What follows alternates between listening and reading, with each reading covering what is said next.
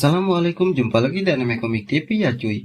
Oke cuy, di kesempatan kali ini kita gaskan lagi lanjutan dari manhwa kembali ke masa lalu dengan kekuatan sang raja. Oke lah, gak usah banyak basa-basi, kita gaskan aja langsung ke pembahasannya.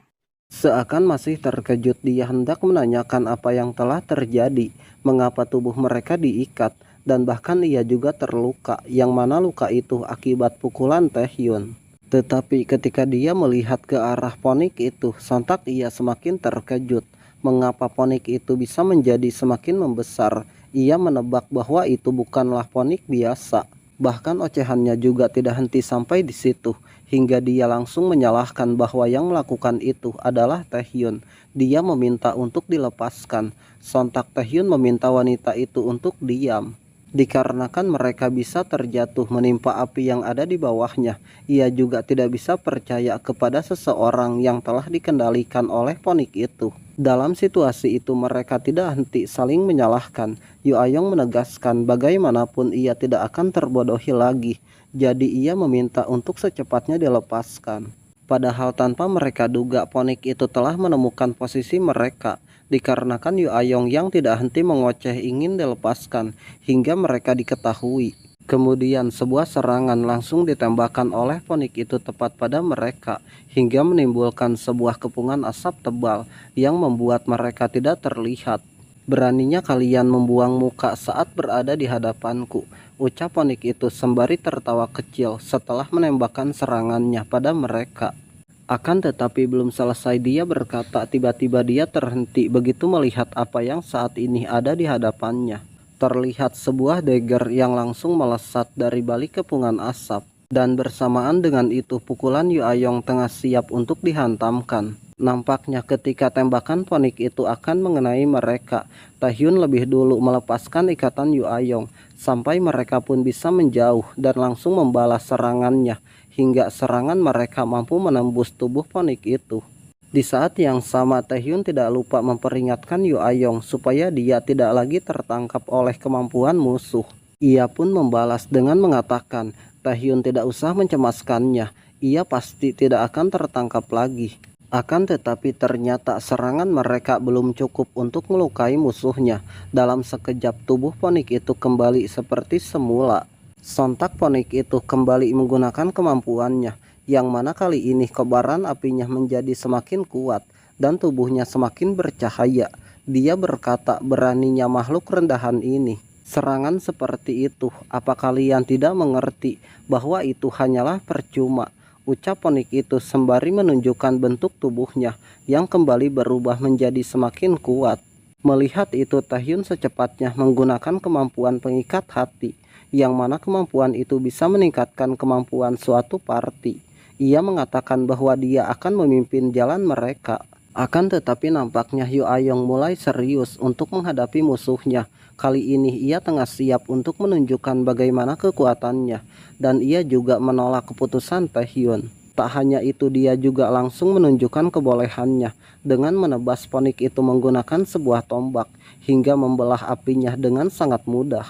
Tebasan tombaknya seketika mampu memusnahkan sebagian tubuh ponik itu. Bahkan ponik itu juga sempat terkejut seakan tebasan itu mampu melukainya. Dia yang melihat tebasan itu mampu memberikan dampak pada musuhnya, sontak membuatnya tercengang seolah dia tidak percaya dengan apa yang ia lihat. Nampak sebuah aura hijau yang sangat kuat seketika menyelimuti kepalanya beserta dengan ujung tombaknya. Dan tak hanya itu, sebuah tanda segitiga muncul di bagian dahinya. Dia mengatakan jika ialah yang akan mengatasi musuh itu. Diketahui jika kemampuan sesungguhnya milik Yu Ayong adalah Power of Amazon yang memiliki peringkat S. Dan kali ini ia telah memasuki mode Berserker yang merupakan mode terkuatnya. Semua skill yang melibatkan aliran Magis Power secara terbalik untuk mengaktifkannya. Konsep yang dikenal sebagai Berserker mampu meningkatkan kekuatan 2 kali lipat. Hanya saja kemampuan itu kemungkinan akan memberikan kerusakan pada tubuh manusia yang biasanya terjadi. Maka banyak orang yang ragu dan takut untuk menggunakan kemampuan itu. Kemampuan itu mungkin akan bisa melampaui kekuatan transendan, Nampak saat ini Hyo Ayong mampu mengimbangi kekuatan Grand Phoenix. Bahkan ia beberapa kali memberikan serangan telak dengan menggunakan senjatanya, hingga membuat musuh yang sangat kuat mampu dipojokkan dengan mudah. Meskipun Phoenix itu memiliki kemampuan pemulihan yang sangat dahsyat, Hyo Ayong tidak memberikan kesempatan bagi Phoenix itu untuk memulihkan tubuhnya. Dengan mode berserkernya, ia melakukan pergerakan dan juga penyerangan dengan sangat cepat. Walaupun dia tidak menggunakan senjatanya, dikarenakan tombaknya telah ia lemparkan untuk mengikis api pada Phoenix itu, ia masih bisa memberikan serangan kuat dengan pukulannya. Tak hanya meningkatkan kecepatan dan juga kemampuan pada saat dia menggunakan tombak, tetapi kekuatan pukulannya juga menjadi 2 kali lipat lebih kuat, hingga mampu memusnahkan Phoenix yang saat ini hanya tinggal kepalanya. Bahkan tak hanya sekali, dia tidak henti melancarkan pukulannya selagi ia masih memiliki cukup waktu untuk menghajarnya, supaya Phoenix itu tidak dapat pulih kembali. Hingga pada saat Hyo Ayong menggunakan pukulan terkuat untuk menghabisinya, efek pukulan yang sangat kuat seketika memberikan sebuah ledakan yang sangat kuat pula. Sampai-sampai keberadaan Phoenix itu seakan musnah bersamaan dengan hancurnya tempat itu oleh pukulan Hyo Ayong. Namun tubuhnya juga nampak begitu kelelahan setelah menggunakan kekuatan penuh untuk menghajar musuh dengan sangat brutal, hingga tidak memberikan kesempatan bagi musuh untuk melawan balik. Sejenak ia merasakan suatu perasaan yang tidak mengenakan pada tubuhnya, dan seketika ia pun terjatuh pingsan akibat tubuhnya tidak sanggup lagi bertahan menggunakan mode berserker dalam waktu yang cukup lama. Lantaran ia baru pertama kali bisa mengendalikan kekuatannya meski hanya sebentar. Akan tetapi nampaknya kekuatan berserker yang sangat kuat belum cukup untuk menghabisi musuh. Walaupun hanya menyisakan api kecil, tetapi Phoenix itu masih bisa bangkit selama intinya tidak dihancurkan. Dalam waktu singkat Phoenix itu bisa pulih kembali. Hanya saja kali ini bentuknya berbeda dengan yang sebelumnya, seakan itu adalah tubuh aslinya. Seolah murka kepada Hyo Ayong yang telah melihat dalam wujud seperti itu, ia pun langsung melancarkan serangan untuk menghabisinya ketika Hyo Ayong tengah pingsan. Tanpa diduga di saat yang sama Taehyun menggunakan kemampuannya untuk mencegah hal itu. Nampak kali ini kemampuannya bisa menahan tubuh Phoenix itu yang sebelumnya tidak dapat ditangkap ataupun dilukai. Keadaan itu sontak membuatnya kesal dikarenakan tidak bisa menggerakkan tubuhnya. Dan saking kesalnya, dia sampai menyebut Taehyun sebagai monster. Sembari tertawa, Taehyun mengatakan ia tidak menyangka mesti menggunakan kekuatan yang melampaui musuh hanya untuk menghadapi kekuatan pemulihan. Manusia memang tidak bisa diremehkan, tapi haruskah aku tidak memberikan serangan terakhir? Ucapnya sembari mengangkat Hyo Ayong, serta menggunakan kekuatan predasi untuk menghabisi makhluk itu. Dan singkat cerita, keadaan berpindah kepada anggota Nightwalker yang saat ini masih menunggu di hadapan pintu masuk dungeon. Sebagian anggotanya nampak begitu mencemaskan Hyo Ayong dan juga Taehyun dikarenakan belum juga menyelesaikan dungeon itu. Tetapi salah satu rekannya yakin bahwa mereka bisa menyelesaikan dungeonnya dikarenakan mereka adalah peringkat S. Hanya saja anggotanya mengetahui jika guild masternya menjadi cukup gegabah begitu berada dalam pertarungan. Itulah mengapa mereka mencemaskan Hyo Ayong. Dan kenyataannya memang tingkah Hyo Ayong itu membuat Taehyun kesusahan. Tak lama setelah mereka membicarakan hal itu, mereka melihat Taehyun dan juga Hyo Ayong akhirnya kembali setelah begitu lama memasuki double dungeon. Sontak hal itu membuat mereka langsung bergegas untuk mendekati mereka berdua untuk memastikan bagaimana keadaan Hyo Ayong. Namun mereka tiba-tiba terhenti seolah terkejut begitu melihat Taehyun memangku guild masternya dikarenakan Hyo Ayong telah pingsan. Dengan keadaan tubuh mereka yang sangat lusuh, sembari memangku Hyo Ayong, Taehyun mengatakan bahwa mereka telah menyelesaikan double dungeon Temple of Fear. Akan tetapi beberapa hari kemudian pose Taehyun yang memangku Hyo Ayong setelah menyelesaikan double dungeon sontak menjadi sebuah topik yang sangat menggemparkan. Bagaimana tidak menjadi topik yang sangat hangat? Seseorang yang memposting konten itu memberikan kutipan tentang kisah cinta dua peringkat S di dalam double dungeon. Akibat berita itu banyak orang yang menggosipkan tentang mereka. Bahkan Yu Ayong juga yang melihat berita itu seketika terkejut hingga salah tingkah. Hal itu juga sontak membuatnya kesal, hingga dia penasaran bagaimana bisa rahasia penaklukan Double Dungeon itu diketahui oleh publik, dan lagi menjadi konten yang sangat memalukan. Sedangkan anggotanya malah bertingkah seakan-akan mereka tidak mengetahui hal itu, yang mana hal itu membuat Yu Ayong yakin semua itu adalah perbuatan mereka. Seolah tidak ingin mengaku, salah satu anggotanya mengatakan jika penyelesaian Double Dungeon sangatlah penting hingga susah untuk disembunyikan. Tetapi dengan bodohnya temannya mengatakan ia hanya memberitahukan ke teman dekatnya dan berjanji untuk merahasiakan hal itu. Tak hanya itu, yang satunya lagi mengatakan itu semua adalah demi guild masternya, tidak ada kepalsuan dalam kesetiaan mereka. Mendengar semua pengakuan anggotanya seketika membuat Yu Ayong menjadi murka. Beberapa saat kemudian, ketua asosiasi yang nampak sangat panik sontak datang ke sana untuk melihat keadaan Yu Ayong. Tak hanya itu, dia juga mendapatkan info tentang kemampuan Yu Ayong yang menjadi berserker. Tetapi ketika dia akan menanyakan kondisinya, ia sontak terhenti.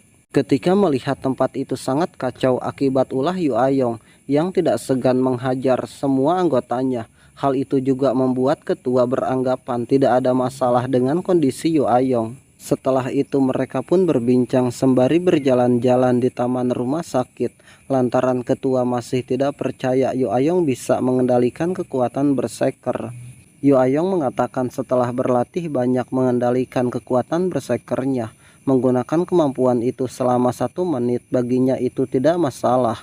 Ketua pun mengerti akan hal itu, lalu ia menanyakan apakah Yu Ayong tidak penasaran dengan kekuatan Taehyun. Pertanyaan itu pun sempat membuatnya tertegun. Kemudian Yu Ayong mengatakan bahwa Taehyunlah yang telah menghadapi Grand Phoenix di saat dia pingsan, dan bahkan Taehyun juga menghabisi Phoenix itu. Ditambah yang membuatnya heran, 2 hari setelah menyelesaikan Double Dungeon itu, Taehyun menyerahkan pembagian itemnya dan pergi menuju Abyssal Depth atau Abyss. Mendengar itu sontak ketua nampak begitu terkejut, yang mana hal itu membuatnya penasaran. Sebenarnya Taehyun ingin jadi sekuat apa, padahal mereka mengetahui bahwa saat ini Taehyun sangatlah kuat. Menurut ketua, perkembangan Taehyun sangatlah luar biasa, tetapi jika di sudut pandang Korea Selatan, bukankah itu hal yang bagus jika Taehyun menjadi lebih kuat?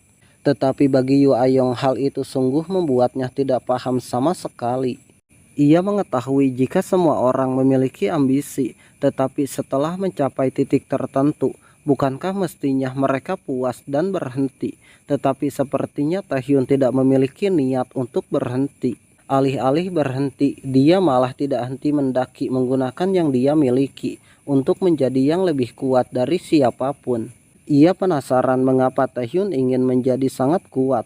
Pertanyaan itu pun sontak membuat ketua terdiam, seolah tidak tahu jawaban atas pertanyaan Yu Ayong. Setelah cukup lama memikirkan jawabannya, ketua pun mengatakan dia telah mengerti dengan tujuan Taehyun. Dan bodohnya dia mengatakan bahwa Taehyun adalah seorang pemuda yang memiliki jiwa keadilan yang sangat tinggi.